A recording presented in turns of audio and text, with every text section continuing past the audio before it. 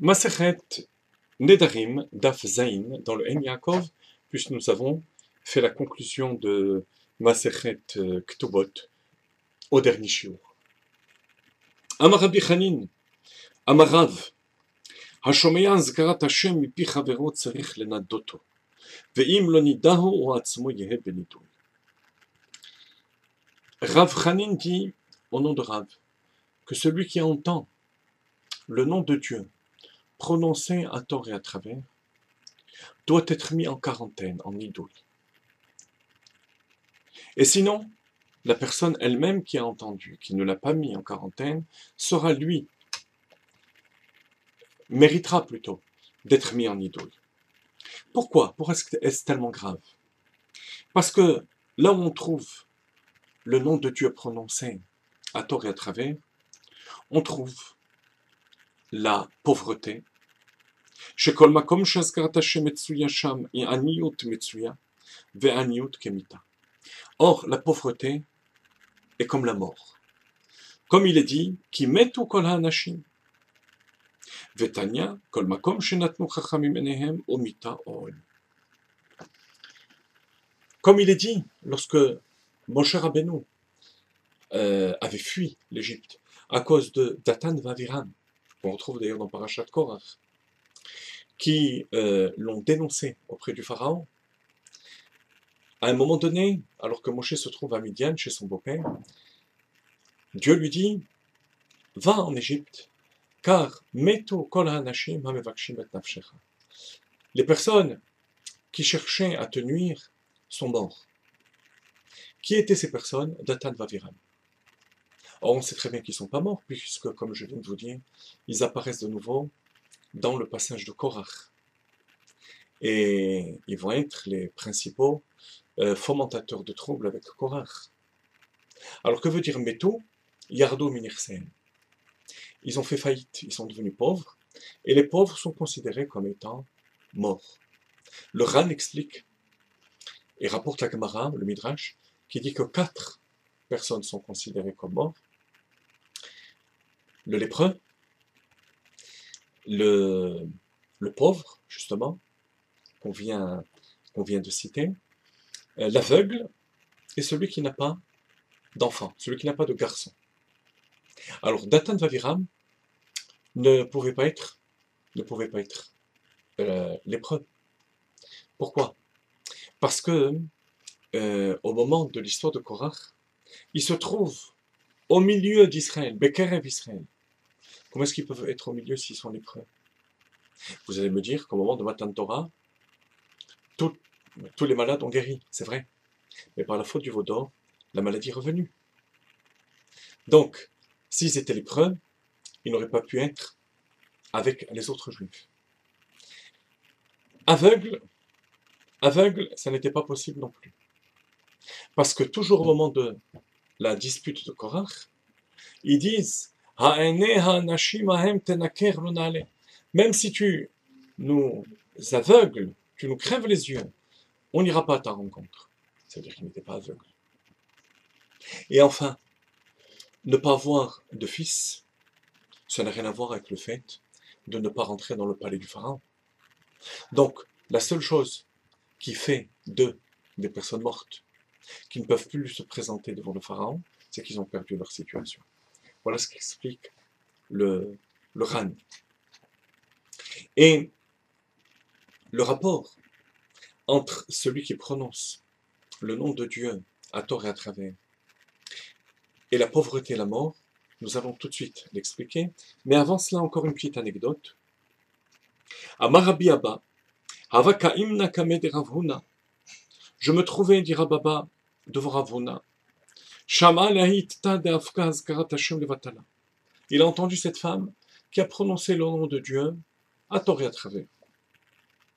Shamta, il a mis en quarantaine Vesharala lealta. Il lui a tout de suite annulé ce nidouille. Bien pas. Shema minatla, de là tu déduis 3 choses. Shema mina shomei azkarat Hashem mipi chaverot tzarich lenadato. Premièrement, comme on vient de dire, qu'une personne qui prononce le nom de Dieu à tort et à travers, alors attention, on ne dit pas de manière mensongère, ça c'est autre chose, ou blasphémer, Il s'agit tout simplement de le prononcer à tort et à travers, et mis en idouille, c'est bien ce qu'on a vu.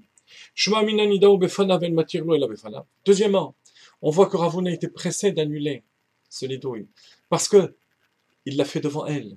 Il fallait donc lui permettre devant elle. Une fois qu'elle était partie, cette femme, il n'aurait pas pu lui annuler. Troisième chose, on peut immédiatement, après la quarantaine, annuler cette quarantaine, cette mise en quarantaine. Voilà ce qu'on déduit de cette anecdote. Quelle est la gravité de prononcer le nom de Dieu à tort et à travers, et la relation surtout avec la pauvreté et la mort. Le Maharal de Prague nous donne une explication extraordinaire qu'on retrouve dans la Chassidoute. Il explique que Dieu, c'est Pshitut. Pshitut, ça veut dire l'évanescence de toute qualité, de toute faculté intellectuelle ou émotionnelle. Bien entendu, puisque Dieu a créé la Chokhmah, a créé Bina, a créé Dat, a créé les Midot, Chesed, Gvura, Tiferet. Il est au-dessus de tout ça. Et c'est ça, Achdut Hashem. Yichud Hashem, l'union de Dieu, l'unité de Dieu, c'est non pas seulement qu'il n'y a pas de Dieu, qu'il n'y a pas un deuxième Dieu, mais c'est que Dieu en lui-même est un. Pshitut. Alors que le monde est un monde de Murkavut. Qu'est-ce que c'est Murkavut? De composition. On vient de citer l'intellect et les sentiments. L'âme est composée d'intellect et sentiments. Le corps, des 4 fondements de la matière.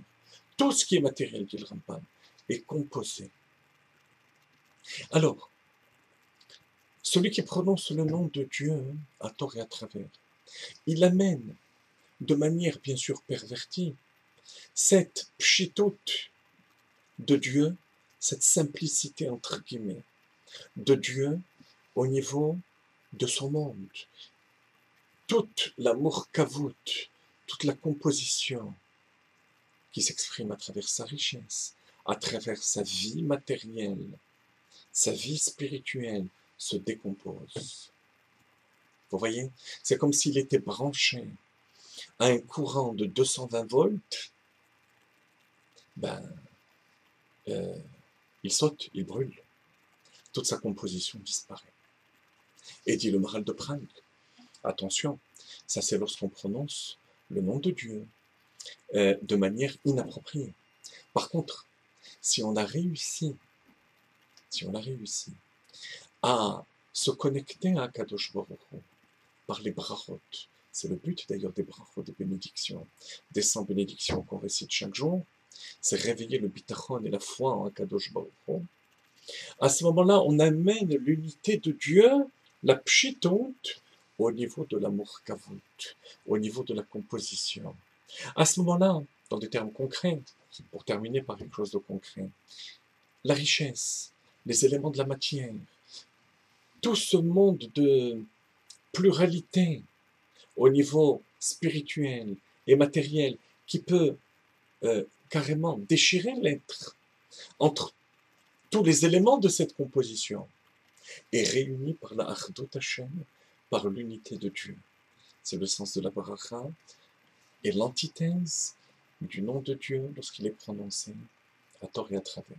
Alors, au moment où on récite des brachot, rappelons-nous qu'il faut nous connecter à l'unité d'Akadosh Baruch Hu et amener cette unité à imprégner notre monde matériel qui est le monde de la composition et qui va devenir le monde de l'unité.